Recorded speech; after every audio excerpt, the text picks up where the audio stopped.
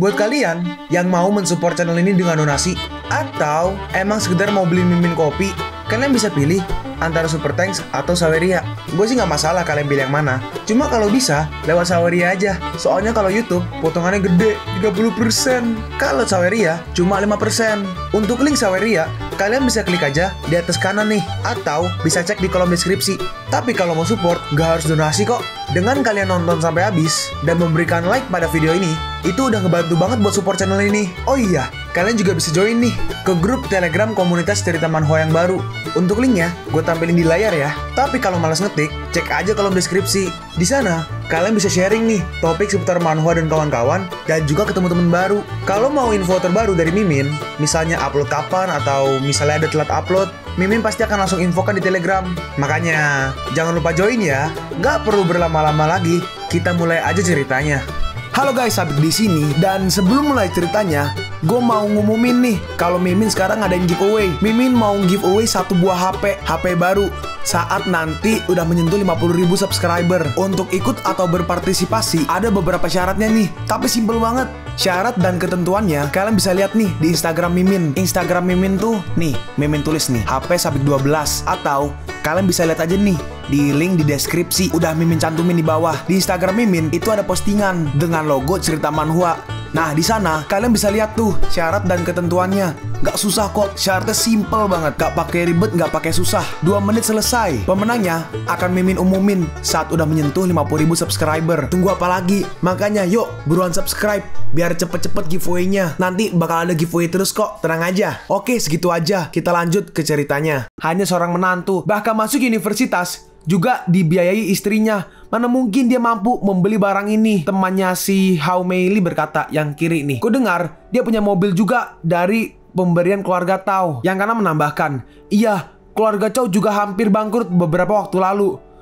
Orang miskin tetaplah miskin. Lalu Xiaoke datang nih, cuma 180.000. Gesek kartunya, asalkan Yoyo suka, nggak peduli seberapa mahal harganya, kakak iparmu akan membelinya untukmu. Terima kasih. Dalam hati Yao Yao, dari mana dia punya uang? Dari kakakku lagi. Lalu seseorang nih datang nih. Dia berkata, halo pak, dengan senang hati aku akan melayanimu. Menurut aturan toko kami, ada biaya tambahan sebesar 50.000 yuan untuk pembelian tas itu. Aku harap kau mengerti. Orang ini nih adalah Chang Haiyang. Hah? Biaya tambahan? Hao Mei Li berkata, apa kau bodoh? Setiap barang mewah pasti ada biaya layanan tambahan dari departemen store Haicheng. Kau pikir mudah untuk bisa membeli barang seperti ini? Xiaoke bertanya, apa ini berlaku untuk semua toko di sini? Chang Haiyang menjawab, iya, semuanya membebankan biaya tambahan setiap pembelian. Apakah nanti kau berani memasukkan semua biaya itu ke dalam laporan penjualan? Hah, pak?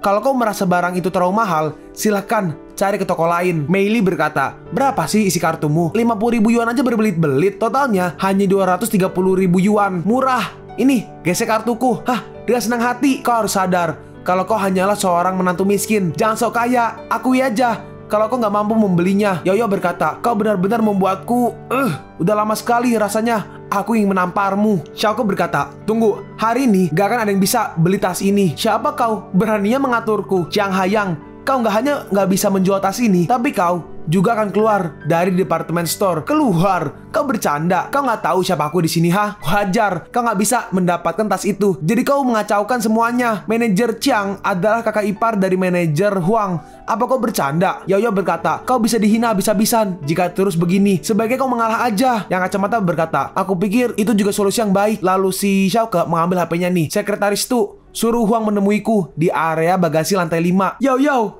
saudara iparmu memilih jalan untuk mempermalukan dirinya sendiri. Aku takut dia bisa gila. Apa kau yakin bisa panggil kakak iparku ke sini? Kakak iparku emang ada di sini, tapi dia adalah tetua dewan pengurus. Lalu datang nih manajer Huang. Ada apa? Dan melihat itu, mereka kaget. Loh, saudara ipar, kenapa kau benar-benar datang ke sini? Siapa dia sebenarnya? Dalam hati mereka, apakah dia benar-benar punya kuasa untuk memanggil ketua dewan? Hah? Ngomong apa kau? Aku hanya kebetulan lewat. Si Hayang berkata, aduh, itu membuatku takut. Aku pikir dia benar-benar punya kuasa untuk memanggilmu. Hampir aja aku dipermalukan olehnya. Ada apa sebenarnya ini? Saudara ipar, orang ini mengancamku untuk pergi dari departemen store. Dia sangat keras kepala. Xiaoke membalas, iya benar, aku emang berkata demikian. Hah? Itu lelucon terkocak yang pernah aku dengar. Seseorang berani-beraninya mengancam memecat saudara iparku. Apa maksudmu bicara seperti itu, ha? Apa kau nggak tahu siapa dirimu, ha? Cao Feng membalas, aku punya pertanyaan untukmu. Apa kau berani menjawab? Si Huang berkata, pertanyaan tai lah, lanjang sekali kau. Apa kau tahu soal biaya layanan yang dibebankan ke pembeli mall ini? Apa kau juga punya bagian dari itu? Hah? Kalaupun iya dan aku punya, kenapa orang miskin sepertimu mana bisa mengancamku keluar dari sini? Anak muda tolol, sebaiknya kau belajar untuk berkata sopan. Jika tidak, kau bisa kutuntut. Ayo kita pergi. Mereka bukan lawan yang mudah untuk kita. Kau mengancamku. Huang membalas, jika dugaanmu salah, kau bisa kutuntut pencemaran nama baik. Sudahlah, sebaiknya kau pergi dari sini. Suasana hatiku sedang gak baik hari ini. Hayang berkata, aku pikir dia benar-benar tahu soal kakak iparku. Ternyata dia hanya pura-pura. Si Mei Li menambahkan, sayang sekali dia malah tenggelam dalam permainannya. Lalu tiba-tiba datang nih si Tulala. Hah? Sekretaris Tu? Kau tahu dengan siapa kau bermain, hah? Siapa? Ini ketua baru kita. Hah? Ketua? Hah? Mana mungkin? Bajingan. Kau yang membuat masalah di sini. Cepat, minta maaf kepada ketua. Ketua, maafkan aku. Aku nggak tahu. Aku terlalu memandang rendah orang. Terimalah permintaan maafku. Manajer Huang dan Chiang Haiyang, mereka harus keluar dari sini. Aku curiga dia melakukan penipuan selama ini. Telepon polisi dan suruh tim investigasi untuk menyelidiki kasus yang mereka lakukan. Baik, ketua, tidakkah kau mau bermurah hati kepada kami? Cao Feng membalas, berani berbuat, maka harus berani bertanggung jawab. Akhirnya, mereka pun dibawa polisi. Aku gak akan menyerah begitu aja. Hah, ya Tuhan, mimpi apa aku semalam? Bisa-bisanya bertengkar dengan pemilik mall. Sepertinya aku gila. Aku udah bilang, gak akan ada yang bisa beli tas ini. Karena aku akan berikan tas ini kepada kakak ipar. Aku sudah memperlakukanmu seperti itu, tapi kau memperlakukanku dengan begitu baik. Terima kasih. Tapi ternyata, aku akan berikan ini untuk Nana. Oh, si kacamata namanya Nana. Awas loh, jadi Pokemon. Jadi kelinci. Hah? Loh, brengsek. Apa maksudmu? Xiaoko berkata, pergi dan ambil tas termahal di toko ini. Baik, ini tas berlian dari Himalaya, limited edition dan unik. Harganya lebih dari 8 juta yuan. Wah, kakak ipar, serius? Kau mau memberiku tas ini? Terima kasih. Lalu si Xiaoko mendorong nih si Yao Yao. Jangan besar kepala dulu. Belajarlah lebih giat dan lebih baik lagi. Cepatlah pulang, jangan main. Jangan buat orang khawatir. Wah, kakak iparmu tampan sekali. Hei, itu kakak iparku. Cepat berikan. Enggak, ini kenang-kenangan dari kakak iparmu. Yao Yao, Nana, bisakah kau menjualnya padaku? Tidak, Yao Yao berkata. Senin, Rabu, Jumat untukku. Selasa, Kamis, Sabtu untukmu. Nah, gimana dengan hari Minggu? Hari Minggu untukku. Hei, berhenti kau. Di mobil, Xiaoko bertanya nih, sekretaris Tu, berapa penghasilan kita? Si Lala menjawab, saat ini hanya sekitar 20 juta per bulan. Sinsin 10 juta, ini 20 juta. Menyedihkan sekali. Lalu si Lala turun nih. Xiaoko berkata, kau harus bekerja lebih keras untuk tingkatkan omset. Ya, sudah seharusnya. Dan akhirnya si Lala pun pergi. Dan kita melihat nih, ada Ciasin. Lebih tepatnya sih Xiaoko mau menjemput Ciasin. Xiaoko berkata, kau udah lama menunggu? Enggak juga. Oh ya, tas siapa ini? Kau selingkuh lagi? Ini untukmu. Apa kau suka? Hah? Untukku? Indah sekali. Terima kasih. Dalam hati Xiaoko terjitu jika dicurigai istri. Xiaoko berkata, akhirnya aku tahu kenapa terkadang orang mengendarai Ferrari hanya dengan satu tangan. Ayo kita ngopi bareng. Tapi tiba-tiba di tengah jalan mereka dihadang nih oleh si yang tadi tuh, Huang, yang ditangkap polisi. Suamiku, bagaimana ini? Ciasin, tetaplah dalam mobil apapun yang terjadi. Hei, kalau kau berani membiarkanku kehilangan pekerjaan, maka aku akan membuatmu mati tanpa pemakaman. Xiaoko membalas, apa kau udah beralih profesi menjadi malaikat pencabut nyawa? Halah, bacot kalian, patahkan tangan dan kakinya.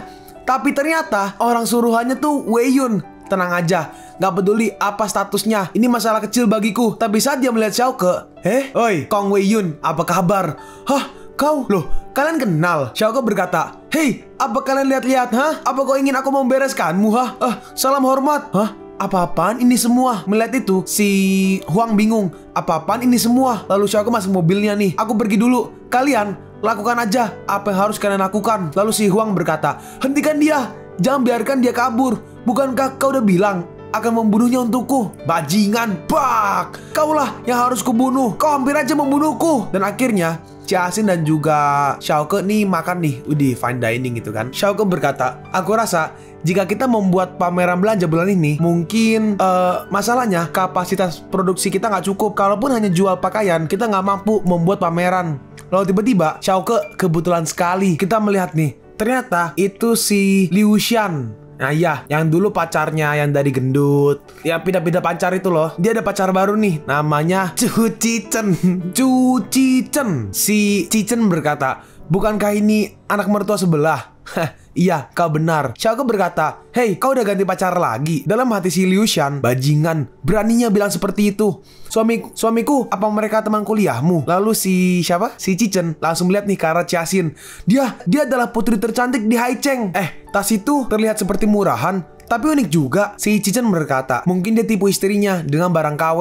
Ngaco, ini diambil dari Haicheng Shopping Mall. Cicen membalas, itu bisa jadi palsu kan? Beli online? Hah? Online? Cicen membalas, aku malas kalau harus menjelaskan panjang lebar. Singkatnya, itu pasti palsu. Dalam hati Cicen, aku hampir membuatnya panik. Nih, tas ini yang asli dari Chu Chao. Chu Family adalah keluarga besar di Haicheng. Bagaimana mungkin kau mampu membelinya? Kalau dilihat-lihat, kau miskin dan gak punya kekuasaan. Mana mungkin kau bisa membelinya? Hai, itu lihat, tas itu bernilai 8 juta. Apa mungkin dia mampu membelinya? Aku yakin itu palsu. Hah? 8 juta? Benarkah? Lalu si Cicen berkata, cantik, boleh add WeChatku nggak? Bisnis tas keluarga Chu berskala internasional. Kalau kau ingin tas asli, kau bisa menghubungiku. Nggak perlu, nggak peduli suamiku memberikanku asli atau palsu. Aku menyukainya. Wanita cantik, sayang sekali kalau kau menolak pemberian tas asli dariku hanya karena tas palsu itu. Lalu Xiaoke berkata nih, berikan padaku, ada debu di berlian tas itu. Mana? Lalu si Xiaoke menghancurkannya nih, kayak berliannya. Dalam hati si Liu Xian, anjir, berliannya. Xiaoke berkata, aku hanya ingin memastikan apakah rusak atau aman. Mana mungkin rusak? Kalaupun rusak, pasti kau yang merusak itu. Hah? Aku yang merusak? Pernahkah kau melihat berlian bisa rusak atau pecah? Hei ya, itu benar. Berlian gak mudah rusak. Ternyata tasnya palsu. Brengsek kau. Kupikir kau kaya dan tampan. Aku tidak. Ternyata tas palsu. Kurasa dia sangat malu. Dasar pria miskin. Xiaoke, ini semua gara-gara kau. Aku belum selesai denganmu. Lalu Xiaoke menangkap nih tasnya. Sekarang kau tahu mana yang asli dan palsu. Buatku gak masalah kau memberiku tas yang asli atau palsu. Xiaoke merespon, enggak, kau tetap harus mendapatkan yang terbaik. Lalu Xiaoke begini, kau bisa pulang sendiri kan? Aku ada urusan. Lalu Xiaoke mengeluarkan HP-nya dan menelpon seseorang. Xiaoke berkata, aku mau cari tahu keberadaan seseorang. Sekarang kita melihat nih, manajer Huang lagi dipijit-pijit. Kau cantik sekali. Boleh kan aku mulai memijit kakimu, bos? Ya. Lalu tiba-tiba, aku mau layanan khusus. Hah? Kau jangan main-main. Kami bisa... Bos, kau pandai memijit juga? Iya, hanya ini yang bisa kulakukan. Lalu tiba-tiba ada orang yang mental nih, tembus dari pintu luar. Hah? Bukankah aku menyuruhmu untuk tunggu di luar? Bos, itu siapa? Siapa yang berani menggangguku? Ternyata itu adalah Xiaoke, manajer Huang. Hobimu lumayan juga. Jelaskan apa maksud dari kedua tas ini. Xiaoke, aku udah bukan lagi bawahanmu. Jadi kau nggak berhak memerintahku. Sepertinya kau butuh bantuan untuk memahami kenyataan. Aku kenal bos-bos di sini. Mereka adalah orang-orang hebat. Apa kau masih berani melawanku di sini? Kau mau mati, ha? Apa kau berbicara tentang mereka? Bos. Hah? Bos? Xiaoke, jangan-jangan kau bos besar di belakang semua ini? Xiaoke berkata, aku beri kalian waktu setengah jam untuk menyadarkannya. Tidak, aku udah sadar. Buak. Bos bilang setengah jam, setengah detik waktu bagiku itu sangat berharga. Buak. Aku salah, ampuni aku. Buak. Si Huang berkata, ini semua ulah keluarga Chu. Tanggal 1 tiap bulan, dia mengirim produk imitasi tinggi ke gudang. Nggak tanggung-tanggung komisi yang diberikan, yaitu 30% per barang. Siapa lagi? Manajer yang bertugas dalam pembelian, manajer Li. Sebagai logistik, semuanya terlibat. Kita mendapatkan 30%. Tampaknya ini yang menjadi alasan utamanya. Langsung aja, katakan di mana pabrik pemalsuan Chu. Aku nggak tahu. Semua yang aku tahu sudah kukatakan padamu. Ya udah, lalu dari mana kau bisa yakin kalau keluarga Chu adalah dalangnya? Karena orang yang kita temui adalah pegawainya, namanya Cao Xiong. Dia udah sabuk emas, bela diri, dan punya kapasitas bertarung tinggi. Ini, aku gunakan semua uang hasil dari komisi itu untuk membeli jam tangan ini. Aku serahkan ini kepadamu. Tolong, lepaskan aku. Lalu Xiaoke mengambil jam tangannya nih. Oke, ini aku sita. Aku udah jujur dan katakan semuanya. Apa aku udah boleh pergi? Kau nggak boleh pergi. Bukankah kau pandai memijit kaki? Aku kekurangan pelayan di sini. Jadi, aku ingin memperkerjakan kau di sini. Dan akhirnya, dia jadi tukang pijit, guys. Selamat datang di Flower Moon Knight. Tolong ambil kartu antrian. Pelayan nomor 8. Sekarang giliranmu. Hah? Wadah. Si Huang berkata, gimana? Nyaman. Terapi kaki butuh keterampilan. Kenali kekuatan kaki dan mulai. Si customer berkata, begitu ya? Banyak sekali tahapannya. Iya, aku seorang profesional soalnya. Lalu kita melihat nih, sekretaris Tulala yang sedang menelpon nih. Yang ditelepon berkata, sekretaris Tu, aku ingin memberitahumu. Oh baik, lalu bos biarkan. Nah kita lihat nih. Nah selesai. Tulisannya nih, Strategic Investment Project of Haicheng University. Artinya kalau Indonesia itu apa ya? Strategi investasi. Jadi kayak project strategi investasi untuk Universitas Haicheng. Kurang lebihnya. Kita kembali lagi nih ke Xiaoke. Oh, oke, terima kasih. Xiaoke sudah berada di Universitas Haicheng. Sudah lama sekali aku nggak bertemu Yu Chao. Apakah dia merindukanku? Kita melihat nih, Yu Chao masih ada nih dikejar-kejar sama si Mau. Iya, Mau. Yu Chao, hari ini adalah hari ke-100 kita kenalan dan jadian. Apa kau ingat? Hah? Jadian? Sejak kapan? Yu Chao, di matamu selalu ada Xiaoke. Kenapa kau mengabaikanku? Tapi selama aku kembali ke masa lalu, aku bisa memaafkanmu. Lalu tiba-tiba ada yang berkata, bunga seperti ini mau ambil hati perempuan. Jelek sekali. Lalu si Mau ditarik nih. Ternyata itu adalah si Cichen, guys. Cichen berkata, Yu Chao, aku menyukaimu sejak lama. Maukah kau menjadi pacarku? Kita melihat nih, si Mau diangkat pakai satu tangan. Ya Tuhan, aku rasa sayanganku semakin sulit. Kenapa harus Cu Cichen? Apa nggak ada sayangan yang lain? Hei, kenapa kalian diam aja? Tolong aku. Gila, badannya gede banget bos. Apa kau pernah berkelahi? Enggak, aku juga nggak mungkin bisa kalahkan dia kan? Iya, aku nggak mungkin sanggup. Kabur. Menyerahlah. Kau nggak sebanding denganku. Dan si Mau dihempaskan ke tanah. Hidupku penuh dengan derita. Lalu si Cichen maju nih. Yu Chao, ini adalah koleksi dari Chiang Shidanton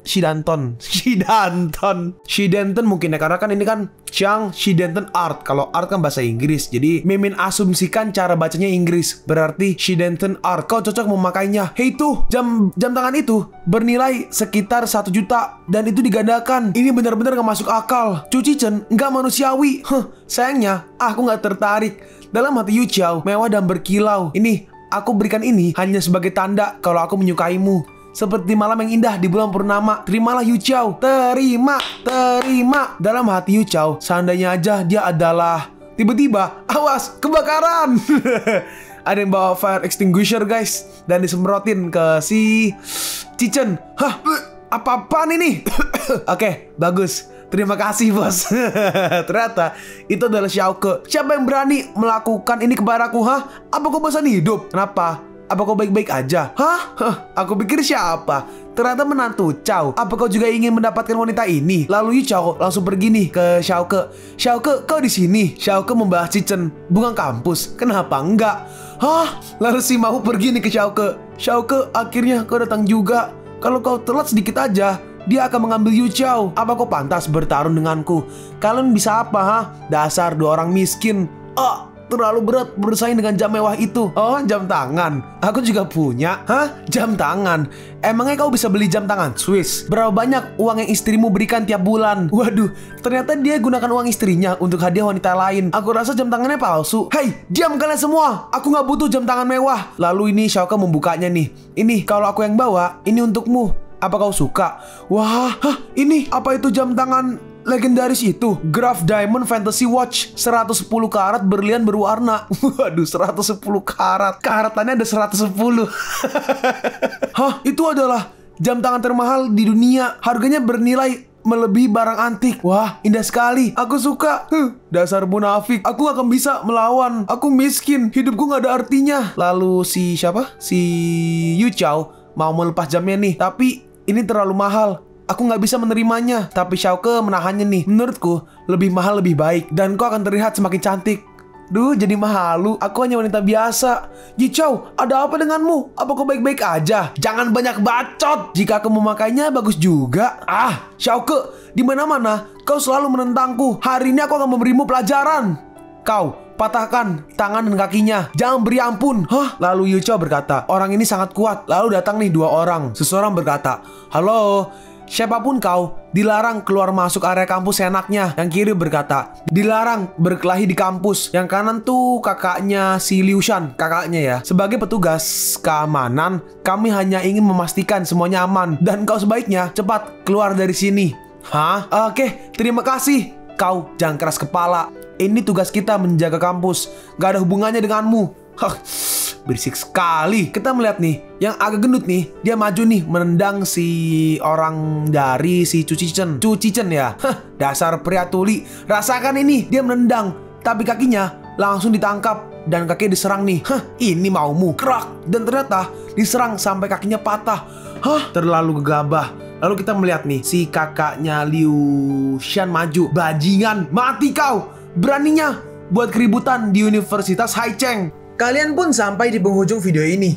Kalian mau tahu lanjutan chapter ini? Atau manhwa menarik lainnya? Makanya, jangan lupa subscribe biar kalian gak ketinggalan kalau gue upload video baru. Jangan lupa like, komen, dan share ke teman-teman kalian supaya channel ini bisa lebih berkembang ke depannya. Segitu dulu dari video cerita manhwa. Gua Sabik undur diri. See you on the next video. Zaijian!